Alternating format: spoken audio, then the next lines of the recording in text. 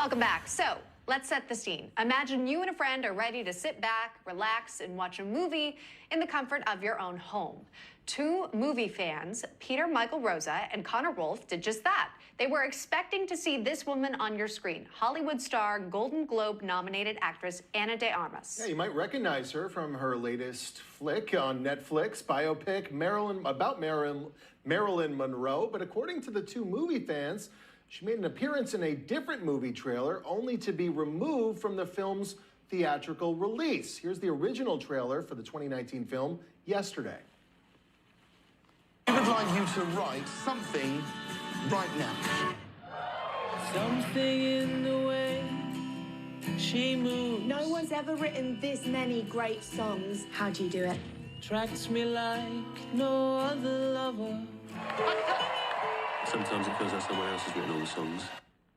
Okay, you see her there, right on screen in that trailer.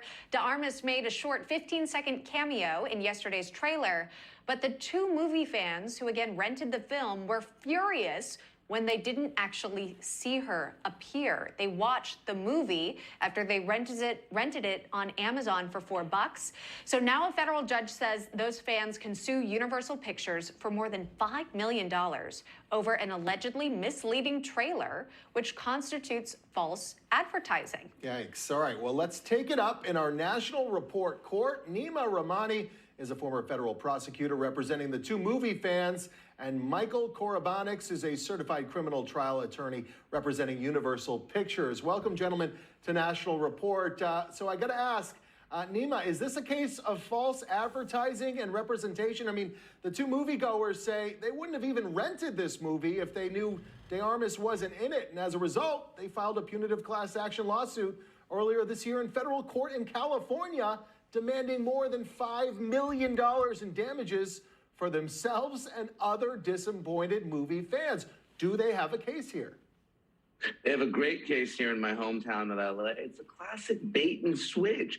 Universal shows Ana de Armas, but she's nowhere to be found in the film. And that's what these laws are designed to protect: the consumer from corporations like this who are trying to get their money. And instead of suing for $4 to get their money back, they filed a class action because there's probably a lot of folks who are similarly situated. It doesn't make sense for them to file for small amounts of money, but hopefully they win and they'll get one of those emails or postcards in the mail saying they're entitled to their $4 back.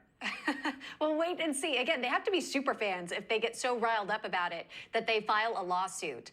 We heard from a yesterday screenwriter. Again, this was the person who wrote part of the movie that ended up being the final version, defending the decision to remove de Armas from the final cut of the movie, saying that was a very traumatic cut because she was brilliant in it. I mean, really radiant. You know, it's one of those things where it's some of our favorite scenes from the film, but we had to cut them for the sake of the whole. So Universal Pictures moved to strike the complaint, arguing its trailer was protected by the First Amendment. Michael, what's the defense? Well, I guess something in the way they moved attracted this lawsuit. It's going to be a very difficult defense, I think, because not only do you have a good lawyer with Neama commenting on it, but it really is. I think one of the things, though, Universal can use in their defense here, I mean, just because you file a lawsuit doesn't mean you're going to win. And there has to be a lot of discovery that goes through to see exactly what the implications of this was. But as you showed earlier, Universal did show that she wasn't in the movie. They did disclose that at earlier times, and they were disappointed she wasn't. I think it's going to be a tough thing to get past a jury, because just because someone's your client doesn't mean that you say, okay, we're going all or nothing. You do the best you can to resolve the situation. And I think one of the problems they're going to have is the very fact that this was used for promotion to get the movie, and maybe they will be arguing that it was a mistake or it was something inadvertently done and that wasn't their intention. While the individuals won't get a lot of money back, it could cost Universal a great amount of money. Yeah, maybe a seismic shift in how movie studios end up producing these movies and trailers. Neama, how will this all play out? A U.S. district judge has sided with Universal already on the plaintiff's false advertising and breach of warranty claims. The case will now proceed through the litigation process before it comes back to that judge later this year, or later next year, I should say. Who wins this case?